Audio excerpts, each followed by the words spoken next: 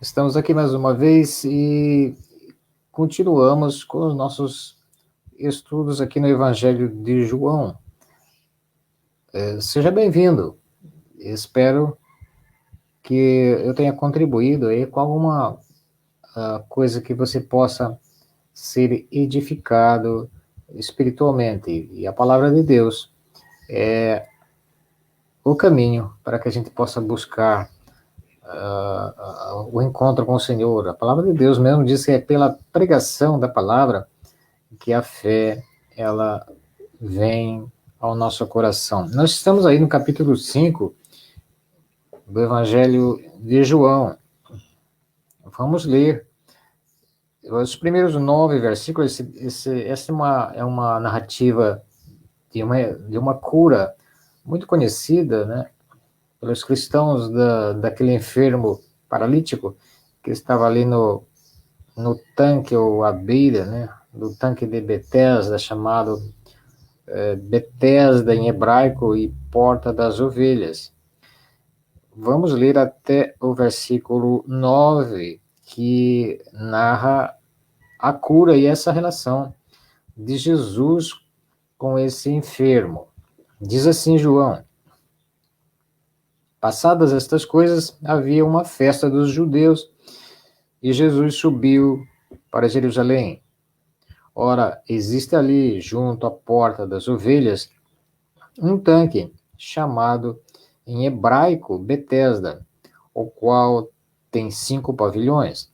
Nestes jazia uma multidão de enfermos, cegos, coxos, paralíticos, esperando que se movesse a água, porquanto um anjo descia em certo tempo, agitando-a, e o primeiro que entrava no tanque, uma vez agitada a água, sarava de qualquer doença que tivesse. Estava ali um homem enfermo, havia 38 anos. Jesus, vendo-o deitado e sabendo que estava assim há muito tempo, perguntou-lhe: queres ser curado? Respondeu-lhe o enfermo: Senhor, não tenho ninguém que me ponha no tanque quando a água é agitada, pois enquanto eu vou, desce outro antes de mim. Então lhe disse Jesus: levanta-te, toma o teu leito e anda. Imediatamente o homem se viu curado, e tomando o leito, pôs-se a andar. E aquele dia era sábado. Nem a partir daí, essa narrativa de João, que fala a respeito do sábado, vai trazer um outro aspecto de confronto aí com uma religião legalista, aos quais os judeus praticavam naquela época. Mas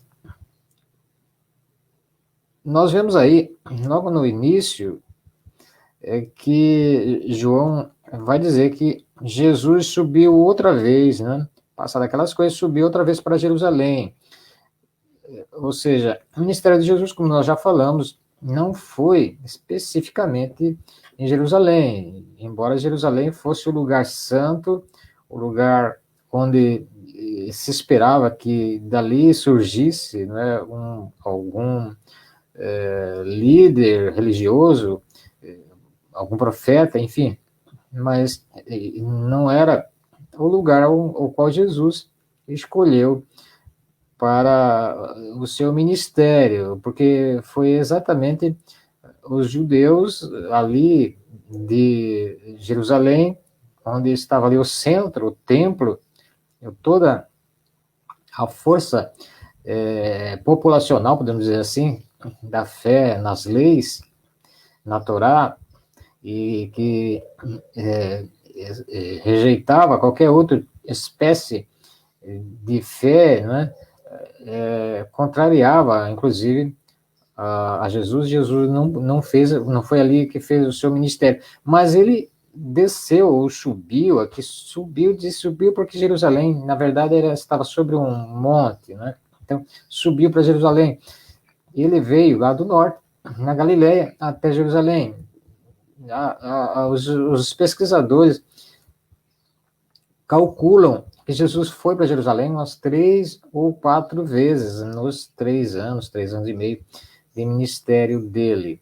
E ele ia especificamente nessas datas, principalmente na Páscoa, que era a festa mais importante dos judeus.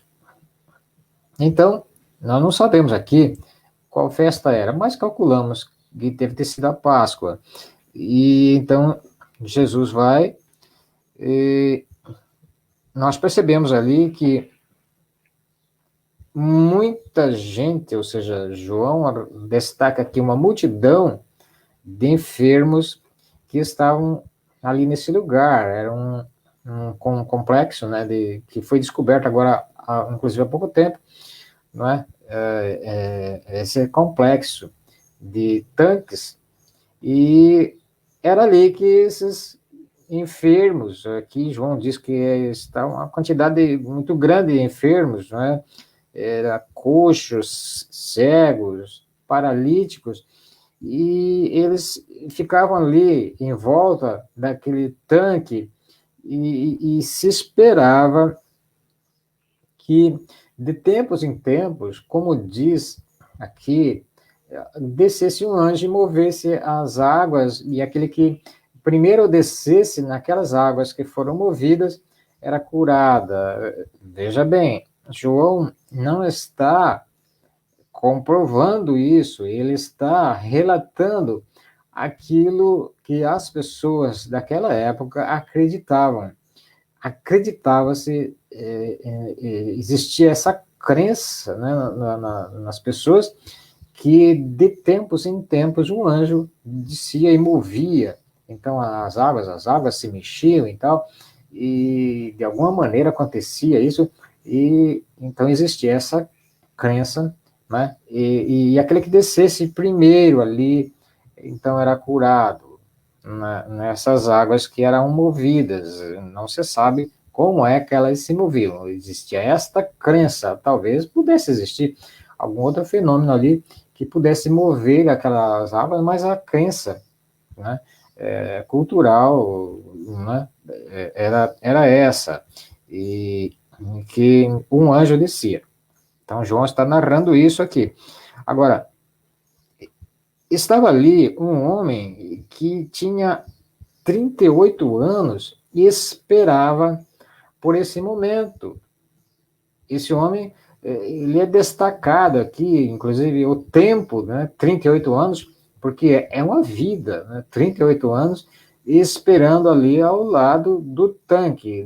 Não se sabe quem é que levava ele, ou se ele ficava ali de uma forma, podemos dizer, permanente, né? Ficava ali esperando esse momento, que as águas pudessem se mover e ele pudesse entrar na água e a crença dele viesse, então, com isso, a ser curado, né? Então, a primeira coisa que nós apanhamos aqui é que existia esse homem, e esse homem, ele era persistente, ele persistia, né, nessa busca por essa restauração física.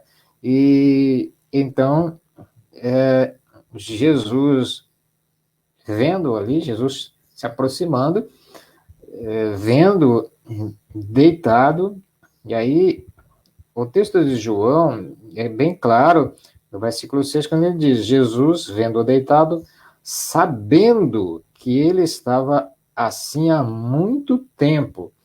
Veja bem, Jesus já sabia que ele estava ali há 38 anos esperando, buscando, persistente. Olha que persistência que esse homem tinha, em busca dessa restauração, dessa cura, não é? Então, Jesus sabia disso e Jesus vai perguntar, né, para ele: queres ser curado? Parece uma pergunta meio que imprópria, né? O homem estava ali à beira do tanque, deitado no seu leito e esperando a cura, né? Esperando que alguém o levasse até as águas, e Jesus pergunta: queres ser curado? Talvez o homem esperasse uma outra resposta, ou talvez uma outro questionamento, talvez ele estivesse esperando que esse homem, Jesus, falasse para ele: bem, eu vou ficar aqui, e a hora que as águas se moverem, eu vou ajudar você, né? E veja só que Jesus, na verdade, quer que esse homem comece a pensar e qual é o motivo, né, dele estar ali. E Jesus, na verdade, queria que a fé dele aflorasse um pouco, né? E queria saber o questionamento dele, embora Jesus já soubesse disso, né? Mas ele queria que o homem começasse a pensar também da mesma forma que Jesus. E aí o homem vai dizer o seguinte: esse enfermo vai dizer o seguinte: Senhor, não tenho ninguém que me ponha no tanque quando a água é agitada, pois enquanto eu vou, desce outro antes de mim. Esse texto, versículo 7, é a base de toda a nossa reflexão, né? Por quê? Porque ele estava ali há 38 anos e não tinha ninguém. Veja só, ele estava ali há 38 anos e não tinha ninguém que se compadecesse dele. Ele estava ali abandonado.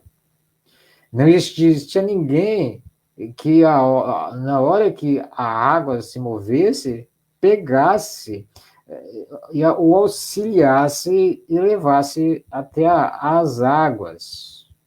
Mas antes dele, as pessoas procuravam suprir a sua necessidade, procuravam pular na água, enfim, existia este interesse particular, pessoal de cada um, e ele estava ali, então, abandonado à beira do tanque e sem nenhuma possibilidade de ser curado.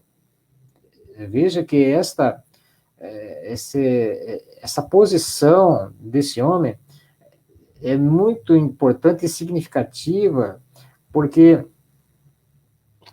quem Jesus vai encontrar são aquelas pessoas que não têm outra solução, não tem outra busca. Ele pode buscar em todas as outras fontes, ele pode buscar na ciência, pode buscar na filosofia, pode buscar em qualquer outro lugar, mas sempre vai existir uma necessidade que ninguém pode resolver para você. E se não existir esse processo de abandono de si mesmo, de quebrantamento, de aflição no coração, ninguém, na verdade, ninguém vai buscar Jesus, ninguém vai buscar a Deus enquanto não existir esta humilhação das pessoas. A solução dos nossos problemas não está na ciência, não está em nós mesmos, mas a solução está fora de nós. A solução dos nossos problemas, inclusive da cura através da fé, ela só vai acontecer quando você se esvazia de você mesmo e Jesus pode entrar no seu coração, Deus pode fazer ali, então, morada no seu coração. Era isso que estava acontecendo com esse homem, e ele diz: ninguém tem misericórdia de mim, ninguém pode me ajudar, porque todos procuram a si resolver seus problemas, e eu estou abandonado. Foi exatamente essa pessoa que Jesus foi em direção a ela. No meio daquela multidão, foi essa pessoa que ninguém poderia resolver o seu problema. Foi essa pessoa que Jesus foi encontrar-se com ela ali naquele tanque de Betesda. Né? Então, ele vai dizer: não tem ninguém. E Jesus, então, aí vai dizer para ele: levanta-te, toma o teu leito e anda. Solucionado o problema, resolvido o problema, ele imediatamente ele salta e sai e põe o leito nas costas, né? E sai andando, né? Sai curado, está restaurado, está solucionado o problema dele, né? E aí, no último versículo que nós lemos, nós vamos deixar para outro vídeo, outra lição, e João vai destacar aqui esse problema, que é um problema seríssimo, que até hoje ainda existem controvérsias a respeito disso, né? E aquele dia era sábado. E aí, o versículo 10 entra no assunto do problema do sábado, que a gente vai procurar na próxima lição estudar. Vamos orar. Senhor, mais uma vez, nós buscamos na tua palavra a revelação de quem é o Senhor e de como nós podemos encontrar o Senhor. Ou melhor, de como o Senhor pode nos encontrar. Enquanto a arrogância e a soberba estiver no nosso coração, os nossos problemas emocionais, espirituais, inclusive físicos, continuarão nos atormentando. Não é que Jesus, que o Senhor não queira resolver e nem possa resolver, mas o Senhor quer ver da nossa parte uma busca pelo Senhor, através da humildade, através do esvaziamento de todos esses preconceitos que nos afastam do Senhor. Por isso nós agradecemos e que o Senhor possa colocar no coração de cada pessoa que possa estar ouvindo essa mensagem e que está aqui, na tua palavra, possa buscar a ti e possa encontrar-se contigo, pela tua misericórdia, pelo teu amor. Nós agradecemos e oramos no nome do Senhor. Amém. Fique com Deus. Até a próxima. Nós voltaremos, se assim Deus nos permitir.